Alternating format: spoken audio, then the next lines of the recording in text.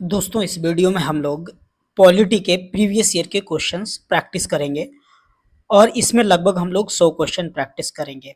ये क्वेश्चंस वो हैं जो आपके किसी न किसी एग्जाम में आ चुके हैं, मतलब आपके एग्जाम के लिए भी ये क्वेश्चन बहुत ही इंपॉर्टेंट हैं। तो चलिए हम लोग स्टार्ट करते हैं। जैसे कि आप इसमें पहला क्वेश्चन देख पा रहे हो, क्या लिखा हुआ है इस क्वेश्चन में कि किस ऐतिहासिक मामले में पहली बार संवैधानिक कानून में न्यायिक समीक्षा के सिद्धांत को लागू किया गया था। न्यायिक समीक्षा का मतलब है जैसे कि कोई हाई कोर्ट या सुप्रीम कोर्ट, कोई भी कोर्ट जो है कोई डिसीजन लेता है तो उसको वो रिव्यू कर सके। तो इसका जो निर्णय लिया गया था वो मारवरी बनाम मेडिसन, जो कि 1803 में ये निर्णय लिया गया था। ठीक है, इसका आंसर सी ऑप्शन बिल्कुल राइट है। क्वेश्चन नंबर 2 पर चलते हैं। ठीक है, मूव करते हैं क्वेश्चन नंबर सेकंड पर। देखो क्वेश्चन नंबर सेकंड लिखा हुआ है, dedicated freight corridor corporation of India limited DFCCIL की स्थापना निम्नलिखित में से किस के तहत एक प्रयोजन वाहन SPV के रूप में की गई थी। ठीक है, तो इसकी जो स्थापना है कंपनी अधिनियम 1956 के तहत की गई थी। ये डायरेक्ट आपको याद कर लेना कि DFCCIL की स्थापना किस अधिनियम के तहत की गई थी। डायरेक्ट क्वेश्चन पूछा गया है और ये क्वेश्चन आपका RRB NTPC में आया हुआ था। ठीक, कंपनी अधिनियम 1956 के अकॉर्डिंग DFCCIL की स्थापना की गई है। क्वेश्चन नंबर 3 पे मूव करते हैं। इसमें देखो क्या लिखा हुआ है, जनजातीय मामलों के मंत्रालय के अनुसार दिसंबर 2022 तक भारत के संविधान के अनुच्छेद 342 के तहत कितनी अनुसूचित जातियां अधिसूचित हैं। तो अभी दिसंबर 2022 तक के डेटा के अनुसार जो भारत में अनुसूचित जातियां हैं वो लगभग 730 प्लस है, मतलब 730 से अधिक हैं। आप लिख सकते हो 730 प्लस। इतनी अनुसूचित जातियां अभी हमारे अनुसूचित जनजातियां अभी हमारे भारत में हैं। ठीक है, क्वेश्चन नंबर 4 पे मूव करते हैं। किस कथन में की गई समीक्षा संसदीय प्रणाली किस कथन में की गई समीक्षा संसदीय प्रणाली में शक्तियों के पृथक्करण के सिद्धांत से विचलन पर प्रकाश डालती है। तो पहला ऑप्शन पढ़ते हैं, क्या यह मंत्रिमंडल कार्यपालिका और विधायिका का नेतृत्व एक साथ करता है जिससे शक्तियों का सम्मिश्रण होता है। ये तो आंसर नहीं है। राष्ट्रपति का प्रधानमंत्री पर पूर्ण नियंत्रण होता है। हाँ जी, यही इसका बिल्कुल राइट आंसर है ना। तो इसका ऑप्शन जो है वो बी बिल्कुल राइट ऑप्शन है। क्वेश्चन नंबर 5 पे मूव करते हैं। दोस्तों, ये सभी क्वेश्चन आपके प्रीवियस ईयर क्वेश्चन हैं, तो ये क्वेश्चंस आपके भी एग्जाम में आ सकते हैं, इसलिए ये बहुत इंपॉर्टेंट वीडियो है। इसका पूरा कंप्लीट देखिएगा शुरू से लास्ट तक। और अगर आप चैनल पे नए हैं तो चैनल को सब्सक्राइब भी कर लीजिएगा और वीडियो को लाइक भी कर दीजिएगा। क्वेश्चन नंबर 5 को पढ़ते हैं। लिखा हुआ है 19वें संशोधन अधिनियम जो कि 1966 में हुआ था, उसके द्वारा निम्नलिखित में से किस प्रणाली को समाप्त कर दिया गया था। तो जब 19वां संशोधन अधिनियम आया था जो कि 1966 में, तो उस टाइम पे चुनाव न्यायाधिकरण को समाप्त कर दिया गया था। ठीक है, चुनाव न्यायाधिकरण को। क्वेश्चन नंबर 6 डिस्कस करते हैं। निम्नलिखित में से कौन सा भारत में ग्राम स्तर पर पंचायती राज संस्थाओं का एक घटक नहीं है। तो आप यहाँ पे देखो, ग्राम स्तर पे ग्राम सभा होती है बिल्कुल, न्याय पंचायत भी होती है बिल्कुल, ग्राम पंचायत भी होती है, न्याय पंचायत समिति नहीं होती है। ये ग्राम स्तर की नहीं है, तो ए ऑप्शन हमारा राइट हो जाएगा 6 का, है ना। चलो क्वेश्चन नंबर 7 पे मूव कर लेते हैं। अश्विनी कुमार उपाध्याय बनाम भारत संघ अश्विनी कुमार उपाध्याय बनाम भारत संघ नवंबर 2024 में मामले में सर्वोच्च न्यायालय ने किससे संबंधित याचिका खारिज कर दी थी। ये करंट अफेयर से मतलब रिलेटेड है और ये पॉलिटिक्स से भी रिलेटेड है ना। कौन सा केस था, अश्विनी कुमार बनाम भारत संघ, जो कि नवंबर 2024 में हुआ था, मामला आया था। और इस सर्वोच्च न्यायालय ने किससे संबंधित याचिका खारिज कर दी थी। तो ये प्रस्तावना में समाजवादी और धर्मनिरपेक्ष शब्द जोड़ने की संवैधानिक वैधता, इसके इस पे केस किया गया था, लेकिन इसको कि इसको संवैधानिक वैधता दी जाए, मतलब समाजवादी धर्मनिरपेक्ष शब्द को, क्योंकि इनको तो बाद में जोड़ा गया था। कब जोड़ा गया था, तो 42वां संविधान संशोधन में जोड़ा गया था। 42वां संविधान संशोधन किसको मैं बताऊंगा, है ना।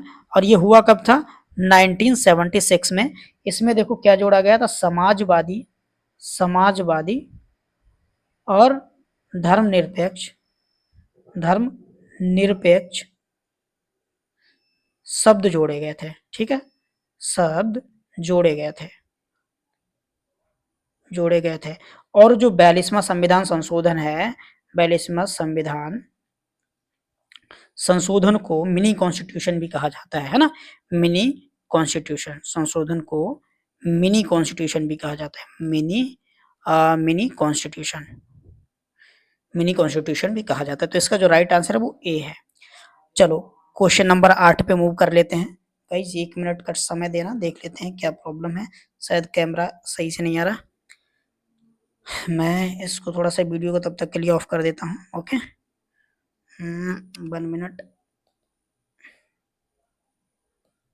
ठीक है। अभी मूव करते हैं, हम लोग स्टार्ट करते हैं आगे के क्वेश्चन। क्वेश्चन नंबर 8 को रीड करते हैं। ठीक, 8 में क्या लिखा हुआ है देखो। 2024 में पीएमएलए यानी धन शोधन निवारण अधिनियम 2002 के तहत जमानत पर दिए गए सुप्रीम कोर्ट के हालिया निर्णय के संबंध में निम्नलिखित में से कौन सा कथन सही है। उन्होंने पूछा कौन सा स्टेटमेंट बिल्कुल सही है। तो पढ़ते हैं स्टेटमेंट। देखो पहला स्टेटमेंट क्या है, सुप्रीम कोर्ट ने स्पष्ट किया कि धारा 45 के तहत दोहरी शर्तों के बावजूद बिना मुकदमे के लंबे समय तक कारावास पीएमएलए के तहत जमानत देने का एक वैध आधार हो सकता है। ठीक, दूसरा स्टेटमेंट पढ़ लेते हैं, इसको थोड़ा मैं इरेज कर देता हूँ।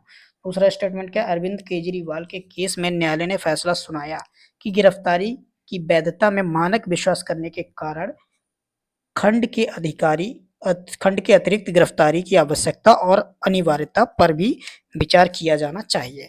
तो इसमें जो दोस्तों हमारा जो स्टेटमेंट है, और तीसरा स्टेटमेंट क्या है, न्यायालय ने माना कि जमानत अपवाद है, जेल नियम है जो धन शोधन के मामले में लागू रहता है। ये वाला गलत है।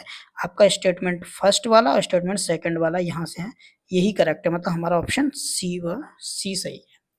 ठीक है, क्वेश्चन नंबर 9 पे मूव करते हैं। क्या लिखा हुआ है, 97वां संविधान संशोधन के बाद संशोधन के साथ असंगत राज्य सहकारी कानून कितने समय तक लागू रह सकता है। तो जो है जो सहकारी कानून कितने समय तक लागू रह सकता है, इसका जो राइट आंसर है आपका वो है 1 वर्ष तक। 1 वर्ष तक लागू रह सकता है। क्वेश्चन नंबर 10 सॉल्व करते हैं। भारतीय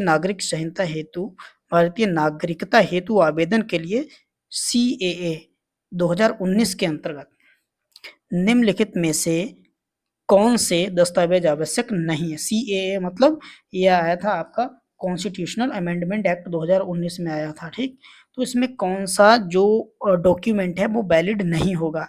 तो इसमें देखो आपका आधार कार्ड तो वैलिड होगा, ठीक, और पासपोर्ट और वीजा भी वैलिड होगा, वोटर आईडी भी वैलिड होगा, लेकिन जन्म प्रमाण पत्र वैलिड नहीं होगा। तो इसका जो राइट आंसर है डी ऑप्शन।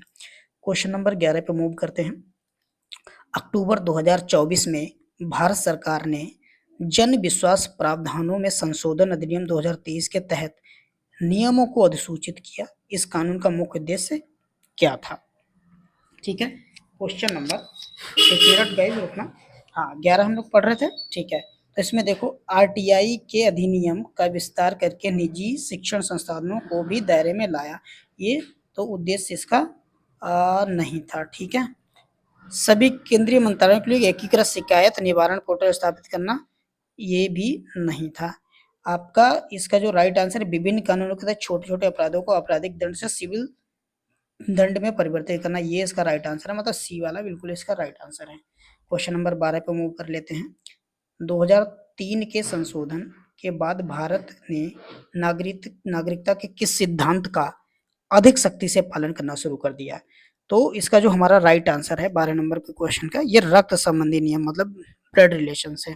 ठीक है, कि अगर जैसे मान लो कोई किसी का जैसे किसी बच्चा है, कोई उसके माता पिता में से कोई भी एक भारत का नागरिक है, तो वो भी उसका यहाँ का उस बच्चों को यहाँ की नागरिकता मिल जाएगी। ठीक है, क्वेश्चन नंबर 13 पढ़ते हैं। भारतीय संविधान का निम्नलिखित में से कौन सा अनुच्छेद भारत में राजभाषा आयोग के बारे में वर्णन करता है। तो राजभाषा आयोग के बारे में आप जानते हो है ना, कौन सा है, अनुच्छेद 344। अनुच्छेद 344। ठीक है, चलो मूव करते हैं क्वेश्चन नंबर 14 पे। क्वेश्चन नंबर 14 में लिखा हुआ है क्या कि 2024 के सुप्रीम कोर्ट केस अलीगढ़ मुस्लिम यूनिवर्सिटी बनाम नरेश अग्रवाल 2024 में शैक्षणिक संस्थानों की अल्पसंख्यक स्थिति के संबंध में न्यायालय ने बहुमत से क्या निर्णय दिया था? ठीक, तो इसका मैं डायरेक्ट आपको आंसर बता देता हूँ। इसका जो ऑप्शन है सी, यानी कि 1950 से पहले निर्मित संस्थाओं को भी अल्पसंख्यक संस्थाएं माना जा सकता है, भले ही उन्हें सांविधिक द्वारा शामिल किया गया हो। ठीक, इसका राइट आंसर है सी ऑप्शन।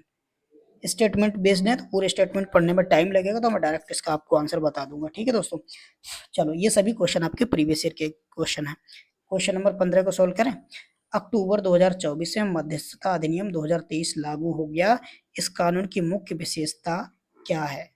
ठीक, तो इसका जो राइट आंसर है फोर्थ ऑप्शन, ये विवाद समाधान की एकमात्र विधि के रूप में विवाचन और सुलह के स्थान पर मध्यस्थता को अपनाता है। डी ऑप्शन इसका बिल्कुल राइट आंसर है। क्वेश्चन नंबर 16 पे मूव करें कि विधिक सेवा प्राधिकरण, विधिक सेवा प्राधिकरण अधिनियम 1987 की धारा 22 बी के तहत स्थायी लोक अदालत के संबंध में कौन सा कथन सत्य है? कौन सा कथन सत्य है? तो 16 का जो राइट आंसर है, स्थायी लोक अदालत एक निश्चित मौद्रिक सीमा, वर्तमान में 1 करोड़ तक के मामले की ही सुनवाई कर सकती है। बिल्कुल, तो बी ऑप्शन इसका बिल्कुल राइट आंसर है। ठीक, क्वेश्चन नंबर 17 पढ़ लेते हैं। 73वें संविधान संशोधन अधिनियम जो कि 1992 के समय में हुआ था, कौन सा निकाय व्यापक सामुदायिक भागीदारी सुनिश्चित करते हुए पंचायती राज व्यवस्था की नींव के रूप में कार्य करता है? तो यहाँ पे देखो, ये जो है ना आपका ग्राम सभा, ये ग्राम सभा से रिलेटेड है, 73वां संविधान संशोधन 1992 के अनुसार। ठीक है दोस्तों, चलो क्वेश्चन नंबर 18 पे मूव कर लेते हैं। 18 में क्या लिखा हुआ है? निम्नलिखित में से क्या लोक अदालत का एक लाभ नहीं है? निम्नलिखित में लोक अदालत का कौन सा एक लाभ नहीं है?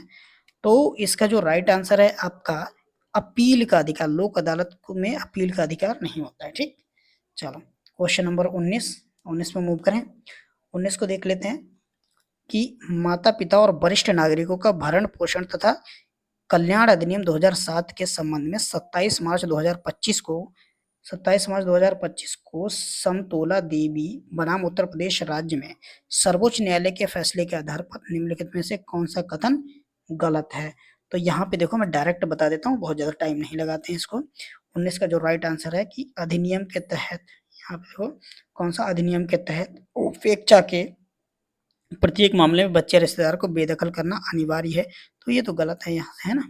चलो यही गलत, ये गलत ही पूछा था इसमें, तो डी ऑप्शन हमारा राइट आंसर है।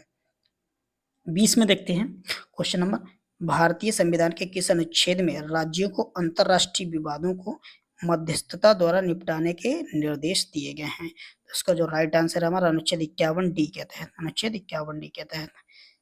नाउ अब देखते हैं क्वेश्चन नंबर 21। संघीय विवादों के संदर्भ में सुप्रीम कोर्ट के मूल क्षेत्राधिकार और उसके रिट क्षेत्राधिकार के बीच प्रमुख अंतर क्या है? तो इसका जो राइट आंसर आपका है वो है 3, संघीय विवाद क्षेत्राधिकार परामर्शी होता है, जबकि रिट क्षेत्राधिकार बाध्यकारी होता है। इसका ऑप्शन सी है बिल्कुल राइट आंसर।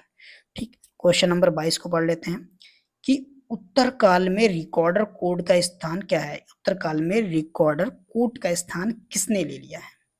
पहले जो रिकॉर्डर कोर्ट का स्थान अब किसने ले लिया है? तो 22 का जो राइट आंसर है वो होगा सर्वोच्च न्यायालय। क्या? सर्वोच्च न्यायालय बिल्कुल राइट आंसर है। तो इस तरीके से ये क्वेश्चन आपके पूछे गए, इस तरीके की लैंग्वेज लिखी होती है ना।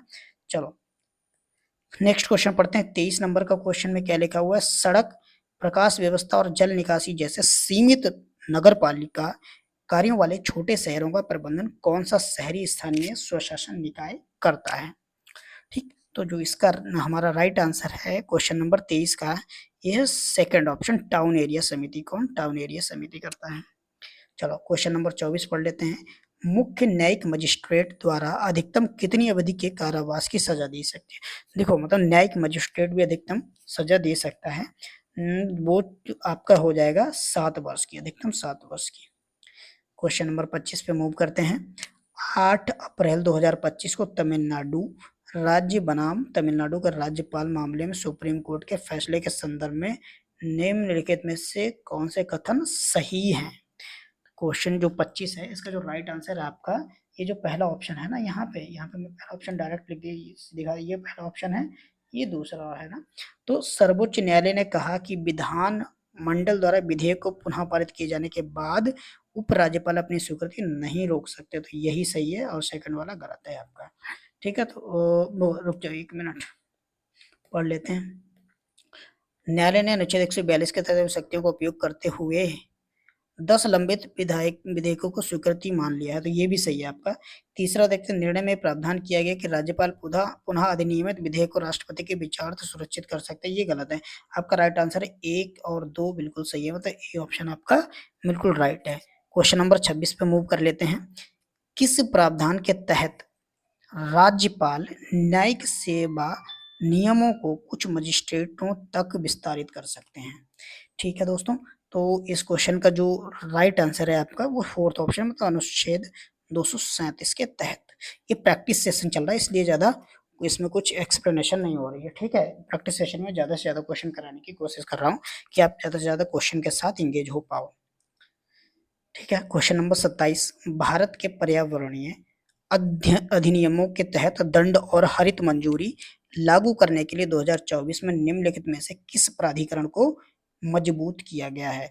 तो इसका जो राइट आंसर है आपका केंद्रीय प्रदूषण नियंत्रण बोर्ड। कौन सा? केंद्रीय प्रदूषण नियंत्रण बोर्ड। क्वेश्चन नंबर 28 पढ़ते हैं। राष्ट्रीय विकास परिषद, जिसे नेशनल डेवलपमेंट काउंसिल ने किस वर्ष सहकारी समिति पर राष्ट्रीय नीति की सिफारिश की थी? इसका जो राइट आंसर है आपका 1958 में। कब? 1958 में। क्वेश्चन नंबर 29 पढ़ लेते हैं। न्यायमूर्ति सैयद शाह मोहम्मद कादरी का वर्गीकरण निम्नलिखित में से कौन सी न्यायिक समीक्षा की श्रेणी नहीं है? यानी कि न्यायमूर्ति सैयद शाह मोहम्मद कादरी द्वारा वर्गीकृत निम्नलिखित में कौन सी न्यायिक समीक्षा की श्रेणी नहीं है? तो 29 का जो राइट आंसर है वो बी ऑप्शन, मतलब सर्वोच्च न्यायालय और उच्च न्यायालय में न्यायिक नियुक्तियों की न्यायिक समीक्षा, यही वर्गीकृत नहीं है, मतलब बी ऑप्शन इसका राइट है। क्वेश्चन नंबर 30 को डिस्कस करते हैं। यहाँ पे क्या लिखा हुआ है देखो, कि राष्ट्रीय जलमार्ग अधिनियम जो कि 2016 के तहत कितने राष्ट्रीय जलमार्गों का विकास करने की घोषणा की गई है? इसका राइट है आंसर जो है आपका 111 जलमार्गों को विकसित करने की घोषणा की गई है। ठीक है, राष्ट्रीय जलमार्ग अधिनियम 2016 के तहत। क्वेश्चन नंबर 31 को डिस्कस करते हैं। भारतीय संविधान के निम्नलिखित में से किस अनुच्छेद में भारत के राष्ट्रपति को वार्षिक रूप से प्रतिवेदन प्रस्तुत करने के संघ लोक सेवा आयोग के कर्तव्य के बारे में उल्लेखित किया गया है? तो हमारा जो इसका राइट आंसर अनुच्छेद 323 के तहत, अनुच्छेद 323 के तहत, मतलब ए ऑप्शन इसका राइट है। क्वेश्चन नंबर 32 को डिस्कस कर लेते हैं। निम्नलिखित में से भारत में नगर पालिका का राजनीतिक प्रमुख कौन होता है? तो नगर पालिका राजनीतिक प्रमुख कौन होता है भाई? अध्यक्ष होता है ना, यानी कि बी ऑप्शन इसका राइट हो जाएगा। 33 का देख लेते हैं। भारतीय संविधान का कौन सा अनुच्छेद राज्य के नीति निर्देशक सिद्धांतों के अनुप्रयोग से संबंधित है?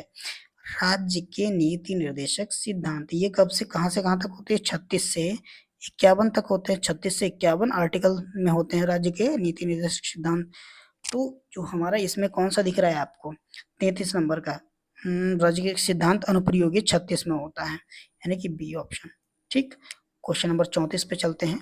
लघुवाद न्यायालयों के संबंध में निम्नलिखित में से कौन सा कथन सही है?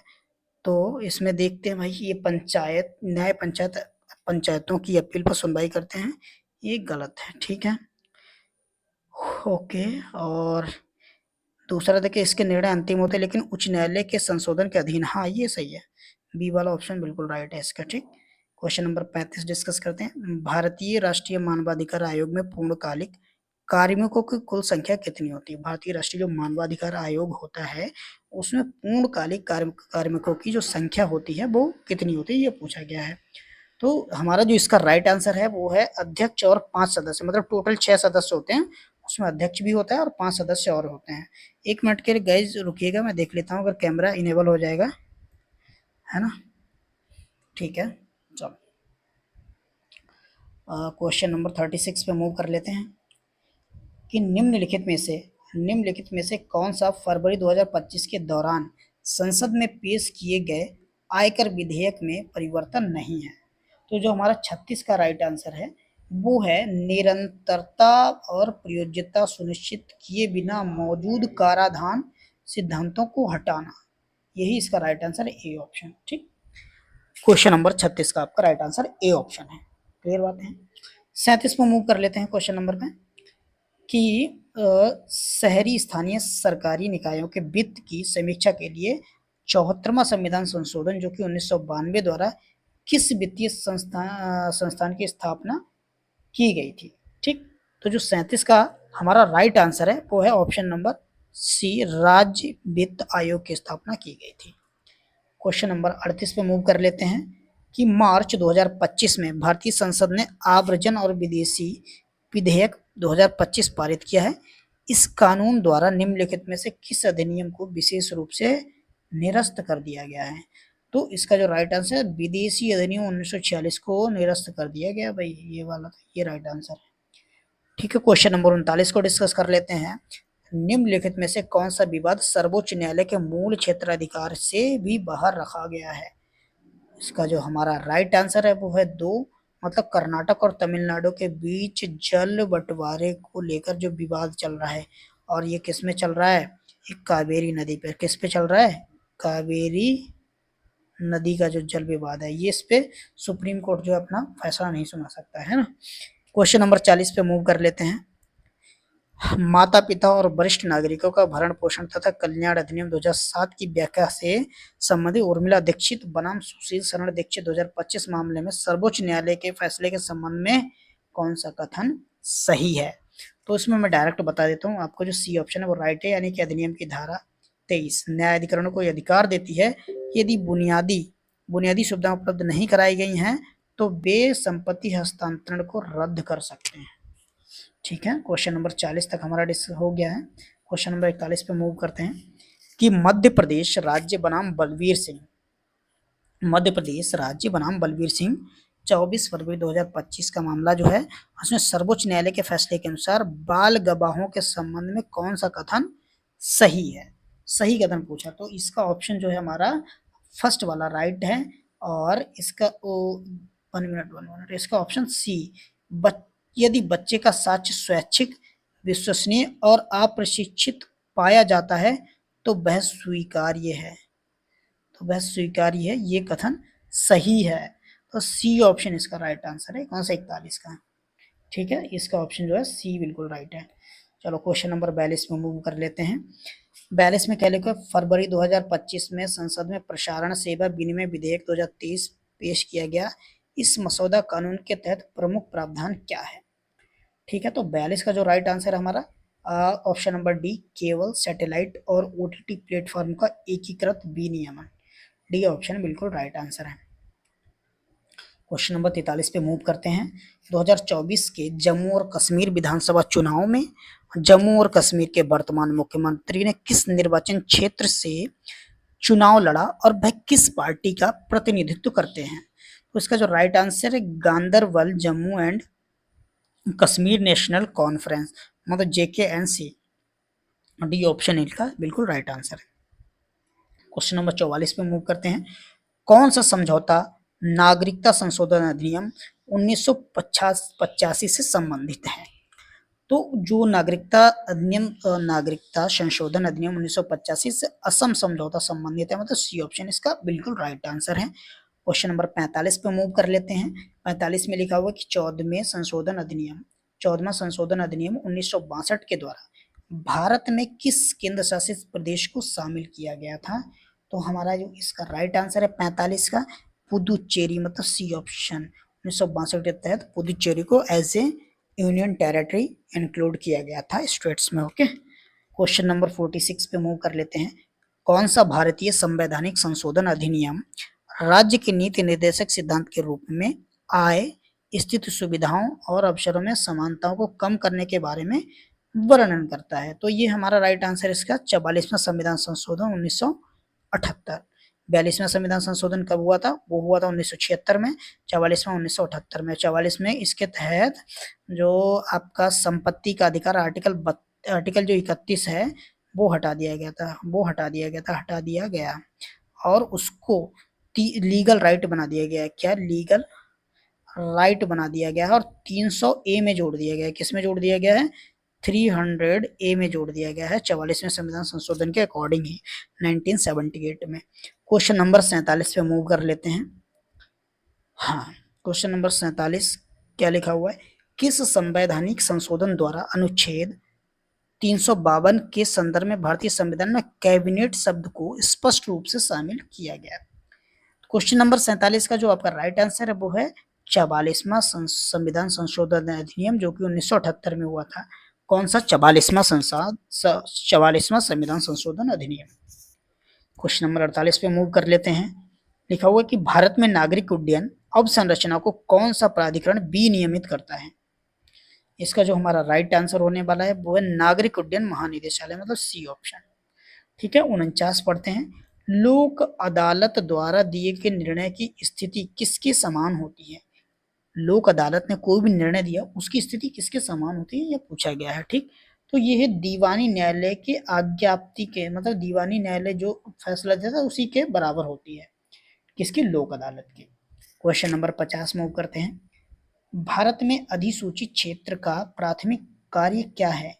तो भारत में जो अधिसूचित क्षेत्र का सीमित क्षेत्र समिति का जो प्राथमिक कार्य है वो नगर पालिका का दर्जा प्राप्त करने के लिए विकासशील शहरों का प्रबंध करना। बी ऑप्शन इसका राइट आंसर है।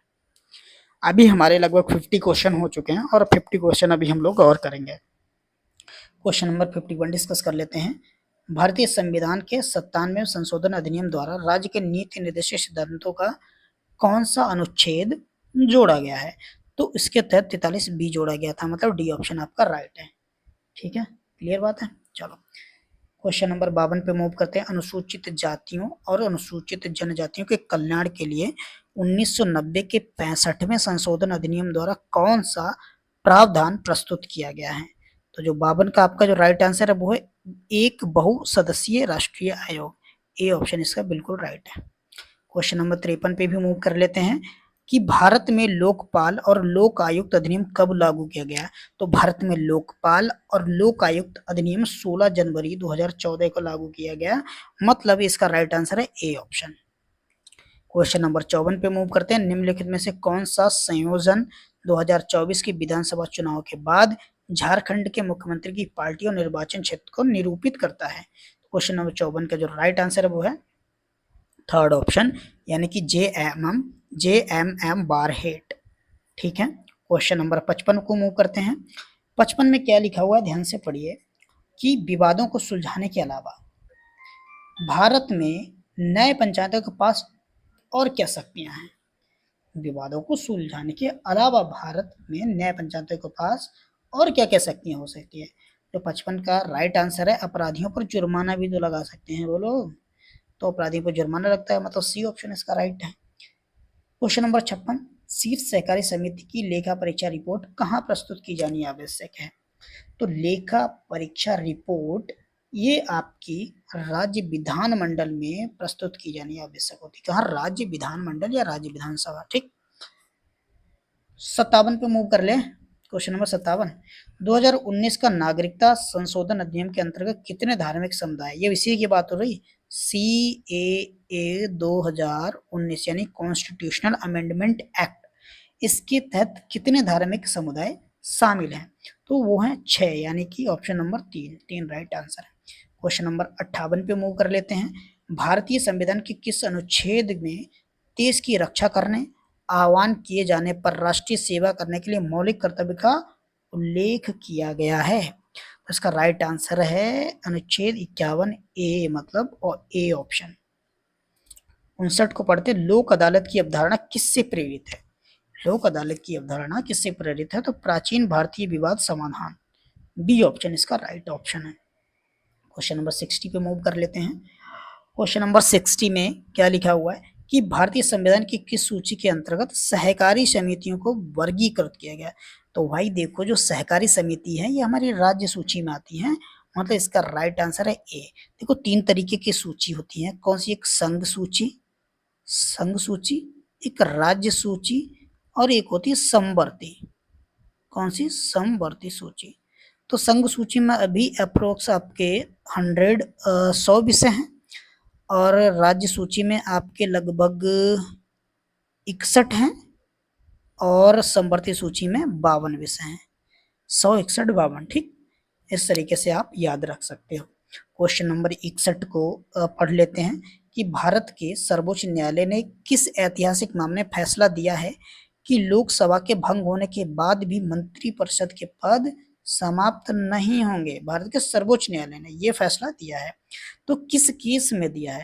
तो इसका जो राइट आंसर है यूएनआर राव बनाम इंदिरा गांधी 1971 में। तो ऑप्शन नंबर डी इसका राइट आंसर है। क्वेश्चन नंबर 62 पढ़ लेते हैं। दिए गए विधेयकों में किन विधेयकों के लिए भारत के राष्ट्रपति के दोनों संसदों की बैठक बुला सकते हैं? ठीक है, तो उसको ध्यान से पढ़ते हैं। जनसाधारण विधेयक के लिए क्या? बिल्कुल ये सही है।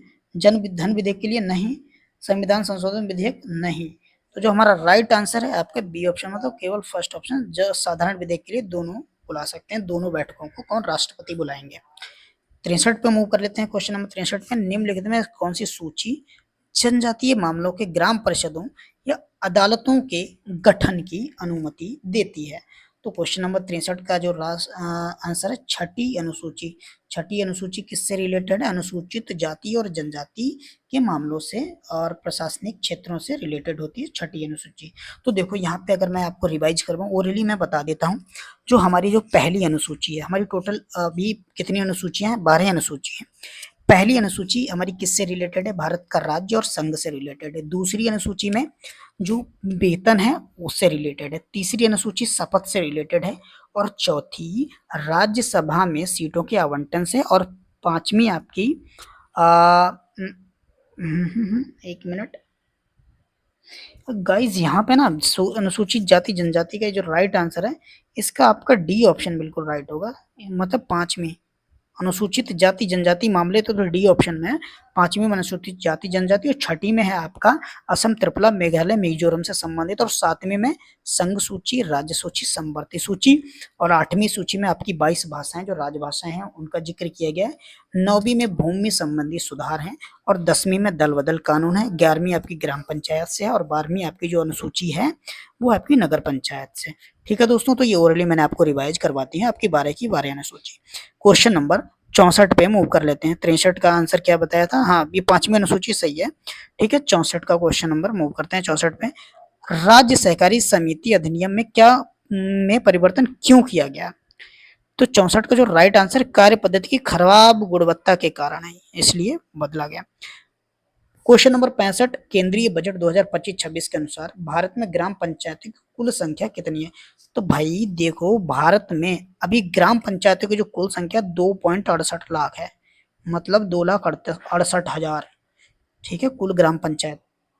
क्वेश्चन नंबर 66 पे मूव कर लेते हैं। क्वेश्चन नंबर 66 में देखो क्या लिखा हुआ है कि भारतीय संविधान में वर्णित मौलिक अधिकारों के संबंध में निम्नलिखित में कौन सा कथन गलत है? तो देखते हैं भाई क्या है। पहला, ये न्यायालय द्वारा परिवर्तनीय हो सकते हैं। कौन सा? मौलिक अधिकार, बिल्कुल भाई ये तो सही है। ये उचित प्रबंध के दिन, ये भी सही है। संस्कृति और शैक्षिक अधिकार मौलिक अधिकार है, ये भी भाई सही है। संस्कृति किसमें है आपका? ये 24 में है ना। 24, 25, 25, 26, 27, 28, 25 से 28 में होते हैं। ये निरपेक्ष है, तो भाई निरपेक्ष नहीं है भाई, ये गलत है आपका डी ऑप्शन। मतलब यहाँ पे हम हमारा जो आंसर है वो राइट है, तो डी ऑप्शन बिल्कुल राइट है। क्वेश्चन नंबर 66 पे मूव कर लें। 67 पे, क्वेश्चन नंबर 67 पे मूव करेंगे। 66 तो हो गया।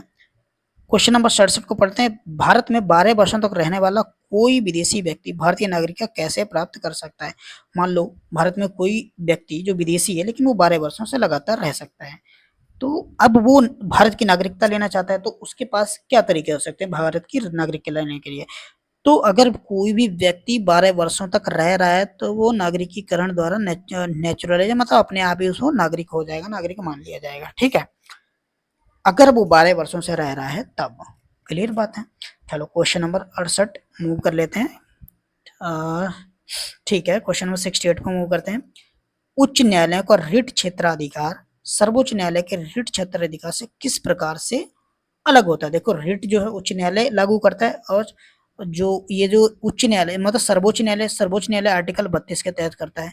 उच्च न्यायालय 226 के तहत, जो हाई कोर्ट होता है, हाई कोर्ट 226 आर्टिकल के तहत रिट जारी करता है। लेकिन उसमें कुछ डिफरेंस होता है। वो डिफरेंस क्या होता है? आपका सर्वोच्च न्यायालय के विपरीत उच्च न्यायालय मौलिक अधिकारों से परे उद्देश्यों के लिए रिट जारी करता है, और सर्वोच्च न्यायालय मौलिक अधिकारों के उल्लंघन के लिए जारी करता है, और ये उसके उद्देश्यों के लिए। इस तरीके से ये आपका डिफरेंट है। तो देखो बहुत माइनर से डिफरेंस आते हैं, इस तरीके से क्वेश्चन पूछे जाते हैं, लैंग्वेज में ही आपको घुमा दिया जाता है। ठीक, तो ए इसका राइट आंसर है। चलो क्वेश्चन नंबर 69 पे मूव करें, 69 पे। भारतीय संविधान के किस अनुच्छेद में राज्यों को बेरोजगारी के मामलों में सार्वजनिक सहायता का प्रावधान करने का निर्देश दिया गया है? क्वेश्चन नंबर उनका जो राइट आंसर है अनुच्छेद 41 के तहत, अनुच्छेद 41। क्या भारतीय संविधान के इस अनुच्छेद में राज्यों को बेरोजगारी के मामले में सार्वजनिक सहायता का प्रावधान करने का निर्देश दिया गया? किसके अकॉर्डिंग? अनुच्छेद 41, आर्टिकल 41 के अकॉर्डिंग। ठीक है, क्वेश्चन नंबर 70 पे मूव करते हैं। 1992 से पहले भारत में स्थानीय सरकारों की स्थिति क्या थी? तो उस टाइम पे भाई देखो राज्य कानून के तहत वैधानिक स्थिति थी, राज्य कानून के तहत। सी ऑप्शन इसका राइट है। अभी हमारे 70 क्वेश्चन हो चुके हैं, 30 क्वेश्चन और बचे हैं, लगभग 100 क्वेश्चन प्रैक्टिस करेंगे। बचे हुए और भी क्वेश्चन है, लगभग 150 क्वेश्चन, वो हम लोग अगली वीडियो में प्रैक्टिस कर लेंगे। ठीक है, आज 100 कंप्लीट कर लेते हैं। कुछ मामलों में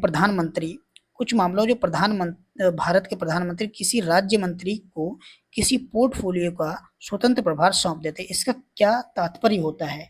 इसका देखो तात्पर्य सीधा सा ये होता है कि राज्य मंत्री उस पोर्टफोलियो के लिए पूर्ण स्वतंत्र जिम्मेदारी के साथ कैबिनेट रैंक के समान कार्य करते हैं, मतलब उस टाइम के लिए वो कैबिनेट मंत्री की तरह ही काम करते हैं, उनको अगर एडिशनल जिम्मेदारी दी जाती है। ठीक है, चलो क्वेश्चन नंबर 72 पढ़ते हैं। वक्फ संशोधन अधिनियम जो कि 2025 में आया था, जिसका बहुत विरोध भी हुआ था, द्वारा निम्नलिखित में से कौन से परिवर्तन किए गए हैं? इसका जो राइट आंसर है हमारा वो है बोर्डों में मुस्लिम महिलाओं को जोड़ा गया, बोर्ड में मुस्लिम महिलाओं को भी जोड़ दिया गया। पहले मुस्लिम महिलाएं बोर्ड में, जो वक्फ बोर्ड था उसमें कोई भी मुस्लिम महिला सदस्य नहीं थी, अब उसमें मुस्लिम महिलाओं को भी जोड़ दिया गया है, तो ये बदलाव कर दिया गया है। क्वेश्चन नंबर 73 पर मूव करते हैं। भारतीय संविधान के किस अनुच्छेद में सार्वजनिक संपत्ति की सुरक्षा और हिंसा से दूर रहने के लिए मौलिक कर्तव्य का उल्लेख है? तो भाई देखो ये है आपका क्वेश्चन नंबर 73 का राइट आंसर अनुच्छेद 51A, मतलब सी ऑप्शन इसका राइट है। 74 में पढ़ते हैं। संविधान में नागरिकता संबंधी प्रावधान कब लागू किए गए? इसका राइट आंसर 26 नवंबर 1949 में ही नागरिकता के लिए बहुत सारे नियम बना दिए गए थे, जब हमारा संविधान बनकर संविधान लागू हुआ था। ठीक है, और हमारी जो नागरिकता आती है वो कौन से उसमें आती है? अनुच्छेद में 5 से 11 अनुच्छेद में नागरिकता है। ठीक है, और 1 से 4 तक राज्य और संघ के बारे में बताया गया है। क्वेश्चन नंबर 75 पर मूव करते हैं। भारतीय संविधान का कौन सा अनुच्छेद हिंदी के प्रसार और विकास को बढ़ावा देता है? क्वेश्चन नंबर 75 का जो हमारा राइट आंसर है अनुच्छेद 351, कौन सा? बी ऑप्शन राइट है, हिंदी के विकास के लिए। क्वेश्चन नंबर 76, 40वें संशोधन अधिनियम जो कि 1976 के संदर्भ में है, समुद्री क्षेत्रों की कौन सी श्रेणी संसद के विधायी क्षेत्र अधिकारियों के अंतर्गत आती है? जो 76 का हमारा राइट आंसर है वो है प्रादेशिक जल और ईईजी, डी ऑप्शन इसका राइट आंसर है। क्वेश्चन नंबर 77, अपनी सलाहकार क्षमता में भारत के राष्ट्रपति को केंद्रीय मंत्रिमंडल की सलाह मानी जाती है, डैश है ना, तो इस डैश में क्या आएगा, मतलब खाली स्थान पर ये हमारा राष्ट्रपति के लिए बाध्यकारी मानी जाती है, यहाँ पे आएगा राष्ट्रपति के लिए बाध्यकारी, मतलब अपनी सलाहकार क्षमता में भारत के राष्ट्रपति को केंद्रीय मंत्रिमंडल की सलाह राष्ट्रपति के लिए बाध्यकारी होती है, मतलब केंद्रीय मंत्रिमंडल जो कैबिनेट मिनिस्ट्री होती है जो डिसाइड करती है वो ही माना जाता है। ठीक है सर, मतलब उसके लिए राष्ट्रपति को भी वो मानना ही पड़ेगा। ठीक, क्वेश्चन नंबर 78 पे मूव कर लेते हैं। 2002 में विधिक सेवा प्राधिकरण अधिनियम में संशोधन का मुख्य उद्देश्य क्या था? ठीक, 78 का जो राइट आंसर है हमारा सार्वजनिक उपयोगिता सेवा विवादों के लिए स्थायी लोक अदालतें स्थापित करना, ये डी ऑप्शन इसका राइट आंसर है। ओके गाइस, 79 पे मूव करते हैं, यानी कि 79 पे। तो भारतीय संविधान के किस अनुच्छेद में राज्य को लोगों के कल्याण को बढ़ावा देने के लिए एक सामाजिक व्यवस्था सुनिश्चित करने के लिए निर्देश के बारे में वर्णन किया गया है? मतलब कौन सा वो अनुच्छेद है, कौन सा अनुच्छेद है? तो इसका जो हमारा राइट आंसर है वो 38, अनुच्छेद 38 लोक कल्याण के लिए कहा गया है अनुच्छेद 38 में। ठीक है, क्वेश्चन नंबर 80 पे मूव कर लेते हैं। भारतीय संविधान का कौन सा अनुच्छेद भाषा के आधार पर अल्पसंख्यकों को शैक्षणिक संस्थान स्थापित करने की अनुमति देता है? तो इसका जो हमारा राइट आंसर है अनुच्छेद 30। अनुच्छेद 30, क्योंकि अनुच्छेद हमारा 29 और 30 सांस्कृतिक मामलों से जुड़ा हुआ है ना। तो कोई भी अपनी संस्कृति को बढ़ावा देना चाहे तो वो अपने मतलब शैक्षणिक संस्थान भी खोल सकता है। तो किस में आता है? 29 और 30 में, 29 और 30 में। ठीक, चलो क्वेश्चन नंबर अब हम लोग 81 कर लेते हैं। 20 क्वेश्चन बचे हुए, 100 तक ही आज रखेंगे। क्वेश्चन नंबर 81 करें। 1 मिनट में देख लेता हूँ स्क्रीन क्या सही है आपकी। 1 मिनट के लिए मुझे चेक कर लेने दो। थोड़ी सी स्क्रीन अभी छोटी हो गई है, इसको सही कर देता हूँ थोड़ा सा जूम। हाँ, क्या सारा कुछ सही? अरे भाई क्या हो गया? नहीं, सब कुछ सही नहीं है। अभी सेट कर दो जरा स्क्रीन, है ना। 1 मिनट के लिए, हाँ अब सही हो गया। क्वेश्चन नंबर 81 पे मूव करें। चलो चलो दोस्तों, क्वेश्चन नंबर 81 में क्या लिखा हुआ है कि संविधान जो है, किस भारतीय संविधान संशोधन अधिनियम ने राज्य के नीति निर्देशक सिद्धांतों में कोई संशोधन नहीं किया गया है? किस भारतीय संविधान संशोधन अधिनियम ने राज्य के नीति सिद्धांतों में कोई संशोधन नहीं किया है? ये है आपका 81 का राइट आंसर, सी 48वां संविधान संशोधन अधिनियम। ठीक है, क्वेश्चन नंबर 82 पे मूव करते हैं। भारतीय संविधान का कौन सा अनुच्छेद मौलिक अधिकारों का उल्लंघन करने वाले कानूनों को स्पष्ट रूप से शून्य घोषित करता है? यानी कि 82 का राइट आंसर है अनुच्छेद 13। अनुच्छेद 13, अनुच्छेद 83, वो सॉरी, क्वेश्चन नंबर 83 पे मूव करते हैं। भारत का राष्ट्रपति कितनी बार प्रधानमंत्री से किसी कार्यकारी अनुशंसा पर मंत्रिमंडल द्वारा पुनर्विचार के लिए कह सकता है? मतलब पुनर्विचार के लिए कितनी बार कह सकता है?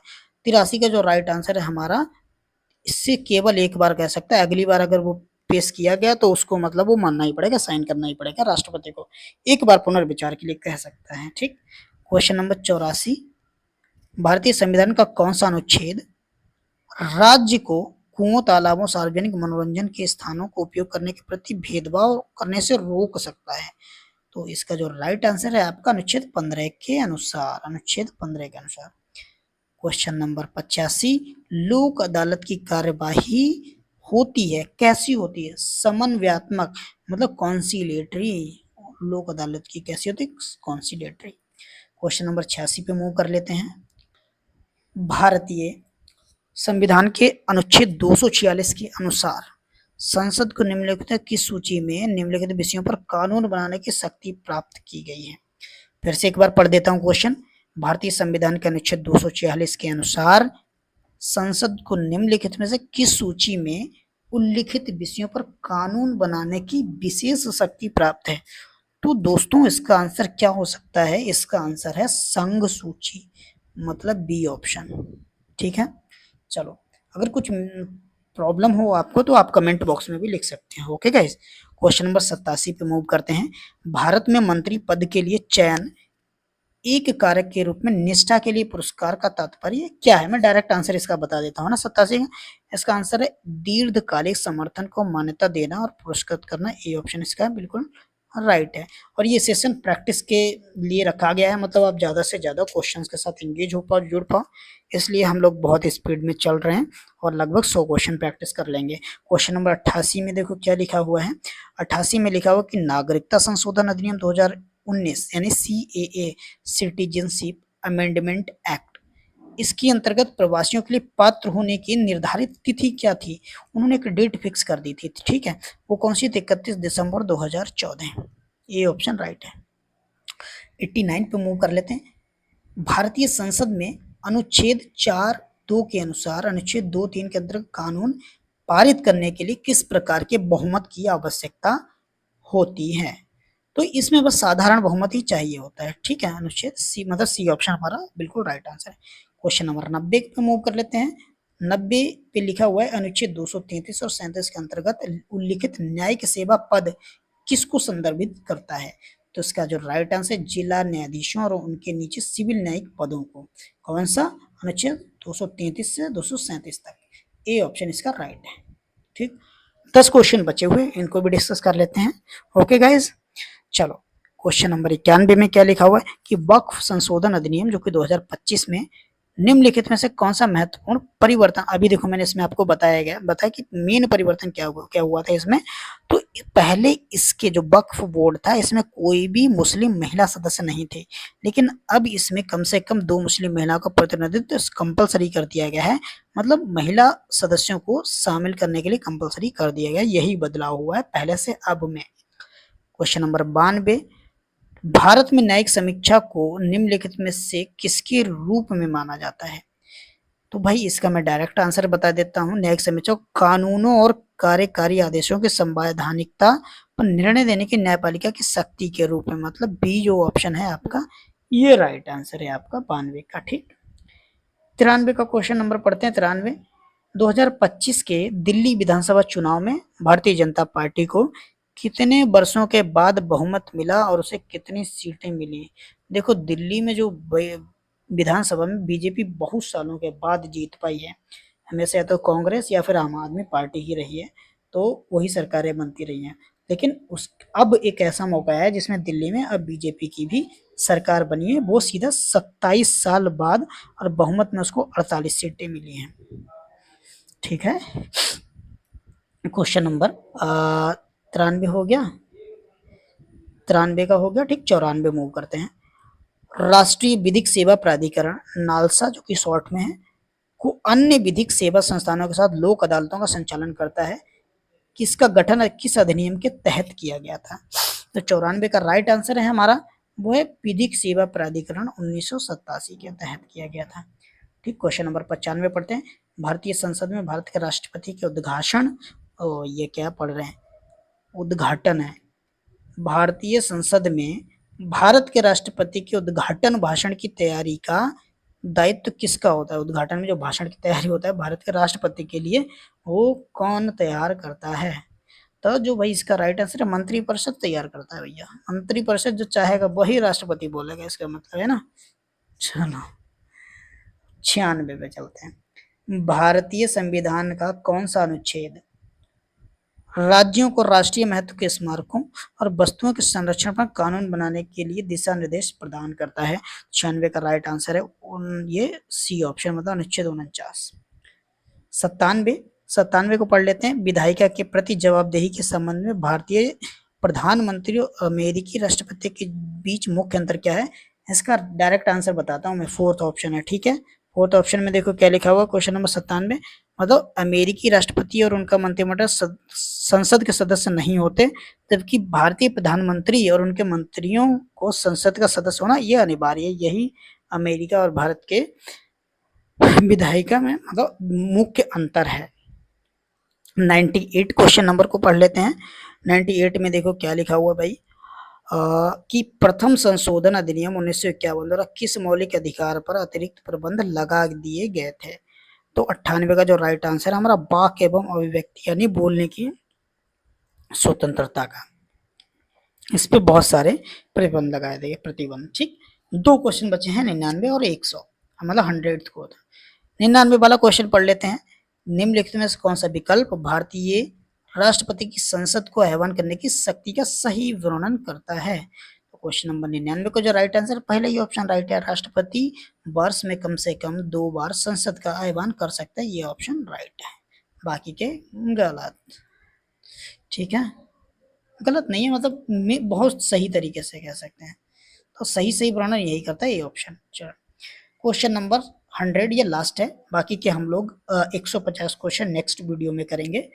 ठीक है, अगर आपको ये वीडियो पसंद आई हो तो वीडियो को लाइक कर दीजिएगा, चैनल को सब्सक्राइब भी कर दीजिएगा गाइज प्लीज। ओके, 100वां क्वेश्चन जो है, भारत में मानव अधिकार संरक्षण अधिनियम कब पारित किया गया है? तो मानव अधिकार संरक्षण अधिनियम 1993 में पारित किया गया है।